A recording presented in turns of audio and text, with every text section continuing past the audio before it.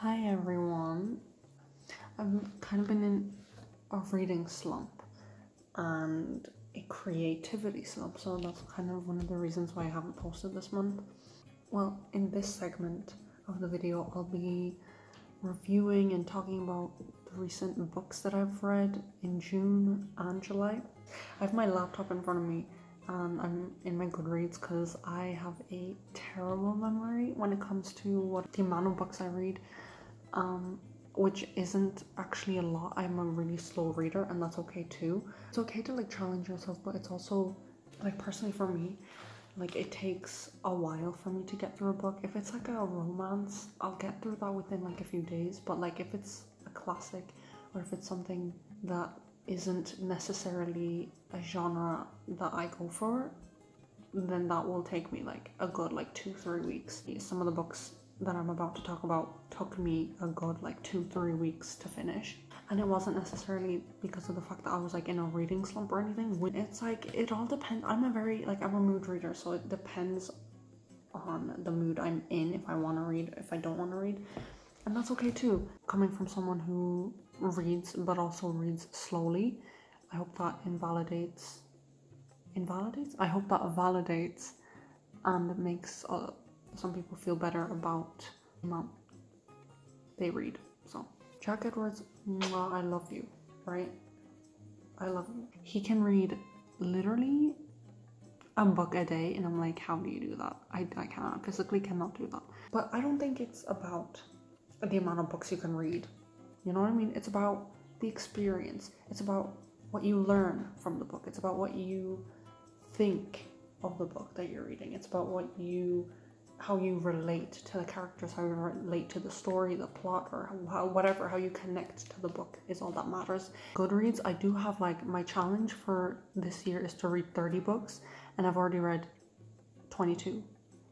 But that doesn't exactly, even if I don't reach that goal, or even if I do surpass, I don't know if that's the word, even if I pass my goal, that doesn't necessarily mean that like, yeah, I'll be happy about it, but also it doesn't change really anything if you think about it. The only part of the goal that necessarily makes it triumphant is the fact that you did it. So I don't know what I'm talking about, okay? I don't know what I'm talking about. Let's just move on. Let's just talk about the books I read in June and July. Let's talk about the first book I read in June, which was Pride and Prejudice by Jane Austen. Let me just pause for a second, right? Before I talk about Pride and Prejudice, the book, I don't think anyone, not even me, understands the amount of love I have for Pride and Prejudice in general, the movie, the show, anything to do with Pride and Prejudice movie. I make my dad watch it all the time. I literally, every time I watch Pride and Prejudice, the 2005 version with Keira Knightley, I always think, do you know Mr. Wickham? I always think that that's Orlando Bloom playing Mr. Wickham, but it isn't. And it always blows my mind. Anyways, we're not talking about Mr. Wickham here. We're talking about Pride and Prejudice. Oh, the book that literally introduced enemies to lovers trope. It is the bane of my existence. I don't know if, I use phrases and I don't even know if I'm using it in the correct context. I don't know if that's a good or bad thing, but it is a bane of my existence and the object of all my desires. I just love it so much. The amount of love I have for it. The book gave. Oh my god. Also, the one thing I understood more in the book than in the movie is falling out, or like the relationship between Mr. Darcy and Mr. Wickham. In the movie, you can't really tell what happened. You were like, oh, something to do with like money. But it had so much more to do with money. When you read it in the book, it's way more clear and it's way more accessible. Even though the book, literally, I was so shocked how the book was actually accessible, even though it was literally written in like the 1800s. I still loved it. I loved it. I gave it a 4 out of 5 stars. Love it. I can't decide, but I think I just love the movie because of the comfort that surrounds it. Even though also Pride and Prejudice is long, the book is long, Make sure to follow my Goodreads. I'll link it in the description down below. And yeah. Next up I read Red, White, and Royal Blue by Casey McQuiston. I had very high expectations going into this book. I had, you know, the hype from Book Talk, BookTube, Bookstagram. It just didn't give. It was very boring. I liked the fluff in it. I liked the romance. However, first of all, it was way too big. It could have been 100 pages less. Maybe even 200. I didn't expect the political side to kind of overtake the romance. And I was like, I thought I was reading a YA romance. And it turned out to be some kind of political book. And I was like, if I want a political book, I'll pick it up. I didn't expect this to be as political as I thought. I knew it was, obviously going into it, I knew it was going to be like the prince and the president's son or whatever. I thought that was going to be like the subplot, but it really wasn't. I gave this book 2 out of 5 stars. It was very disappointing. I'm sorry. I know this is very controversial and I understand that some people just love this book. You can love it. I just didn't like it. It wasn't for me. The characters, I don't know. I don't know what else to say about this book. I'm sorry. I know so many. Also, don't even get me started on how people are comparing this to Heartstopper. Don't you ever compare Red, White, and Royal Blue to Heartstopper. Who are you? Heartstopper is a million times better. I'm sorry.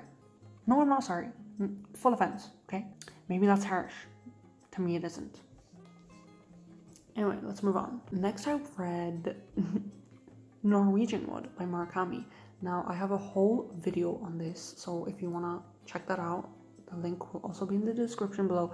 I gave this book a 4 out of 5 stars. Didn't expect some of the things that happened in the book. A lot of the passages were beautiful. However, I have one main big problem with Murakami and the way the female characters are portrayed and talked about or viewed. It's just through the male gaze, and I just do not fuck with it. It's very objectifying. The women are very sexualized, and I knew going into the book that it was going to be very bleh, you know, when it came to like female characters, but I didn't expect it to be like that bad. Very sad. It was very sad. I thought about it a lot after I read it. I don't know if I will be picking up a Murakami book ever again. I wanted to pick up Kafka on the Shore, but I heard there was incest in that book, and I was like, I don't know if I want to read that, because I already was traumatized in Norwegian Wood when I read about a 13-year-old girl performing fellatio with a 31-year-old woman. It was a full-on 20 pages of that. I don't know if I want to go through that ever again. So I gave that book a 4 out of 5 stars. Next, I read The Great Gatsby by F. Scott Fitzgerald. Now, before I say anything about this, you're honestly just better off watching the movie. Watch the movie, you don't have to read the book. Calling this book a great American novel is, I think it's a stretch. I'll read out my Goodreads review on this. Enjoyed reading the extravagant life of the upper class in the early 20s. It was fun reading their first world problems. I feel that Gatsby only liked Daisy for her looks, and it was apparent there was an underlying message of anti-Semitism and racism in some of the passages, but what you expect from a novel written in the 20th century. Yeah, I think that I still agree, even though I read this like a month ago almost. I think that some of the passages were beautiful. I think the last paragraph in the very end of the book was beautiful. I loved it. However, give credit where it's due, right? Zelda's name should be on that book. Zelda's name should be written all over that book. It was Scott's wife that wrote this book, but he drove her insane. So insane that he put her in a mental asylum. Then that mental asylum burnt down, and then she died. So I think she deserves everyone's respect. I think she deserves a huge apology. You know, if we ever see you, catch you in the afterlife, I don't think I need to say more. You know, I give this book a 3 out of 5 stars. And I think that's a fair rating. It's not like bad or good. It was just like, it was good. It was alright, you know. Next, I read Get a Life, Chloe Brown by Talia Hibbert. Personally, loved this book. I read this book within like 2-3 days. It's the first book of the Brown Sisters trilogy. I just loved it. I loved it so much. Usually in romance books, I find the characters to be like very bland or like very like a character you've seen in like every other romance movie or like a novel or whatever. But I think these characters had very depth and were very, I think, well-rounded. The couple in the book seemed like they weren't even together and they already gave off like married couple vibes. So I think they were destined for each other, and I loved that. And I was rooting for the couple instead of hating the couple. Cough, cough, cough, Sweetest Oblivion by Danielle Laurie. I hated that book and I will forever hate that book. I hated the characters. I didn't want any of the characters to end up together.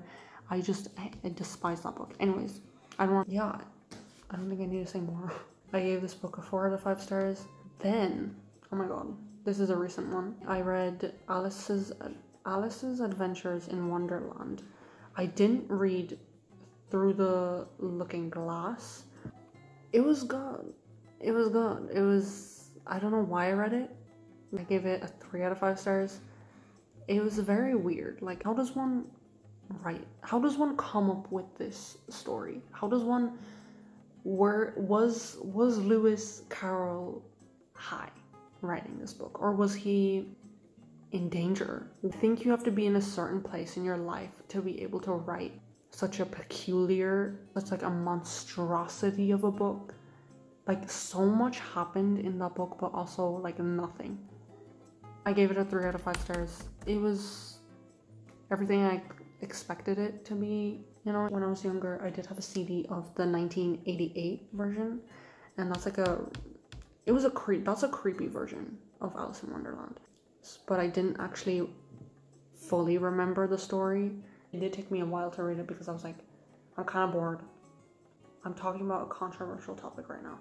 I don't know how would a child comprehend this when you're literally like, oh my god, time for your bedtime story, and then your child is in bed trying to sleep and you hear things that are going on in the book. I was like, what is happening? Also, I found Alice to be a bit annoying, but I actually liked her towards the end. She literally shouted at the queen. Hello?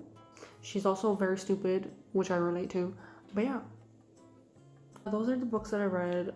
I didn't give a synopsis for each of the books because I feel like I would be here forever. I hope you enjoyed this part of the vlog. Oh yeah, now my current read is On Earth We're Briefly Gorgeous by Ocean Vuong. 20 pages in, and I've underlined so many quotes because it's just beautiful. It's heart-wrenching. Oh my god, it's so good. It is like 6:30 in the morning and I think we need to make some coffee. Why is the table state? This past week, I've been consuming bread. This is it. Bread, potatoes, tomatoes, Oreos. That's what I'm consuming. The food pyramid is screaming at me. These past few days, I've also been so windy. It's like scary because it's never been this cold in July, especially in Georgia. I've been wearing jeans this whole summer. Anyways.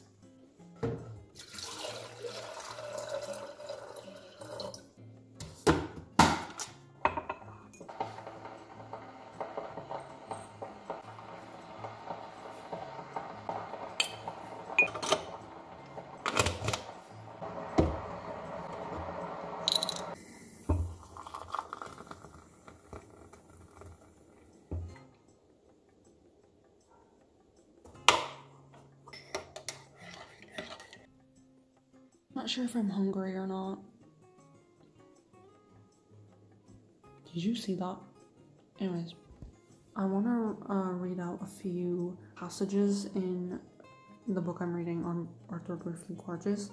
Some of the passages gave me literal chills. And first of all, the cover is just gorgeous, like the title. When does a war end? When can I say your name and have it mean only your name and not what you left behind? I just love this. book so much. Oh my god, also this one is probably one of my favorites. He once told me that the human eye is God's loneliest creation. How so much of the world passes through the pupil and still it holds nothing. The eye alone in its socket doesn't even know there's another one, just like it, an inch away, just as hungry as empty. Opening the front door to the first snowfall of my life. Read it. If this doesn't convince you to read it. I've barely started and I'm already in love with it. I've decided that I'm gonna eat. Come on with me. There's like the tiniest bit of like potatoes left. Fried potatoes.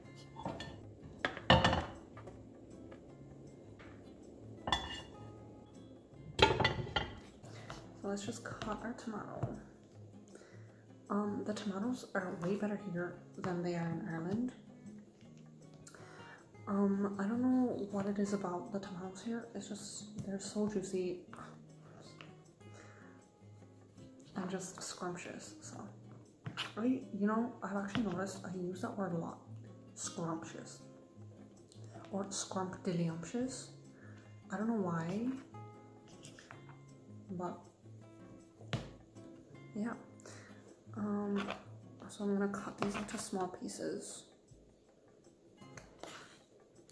Because every time I bite into a potato, I have to also bite into a tomato.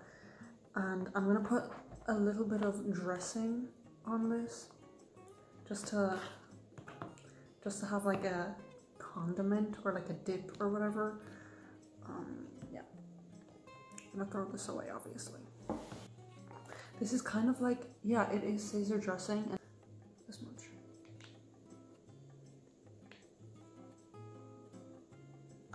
We're gonna put some salt on the tomatoes, just to add some flavor, I guess, of it.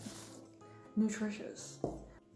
I've literally ate this like 10 times in the past like 5 days, but then I wonder why my stomach hurts all the time, because this is all I consume.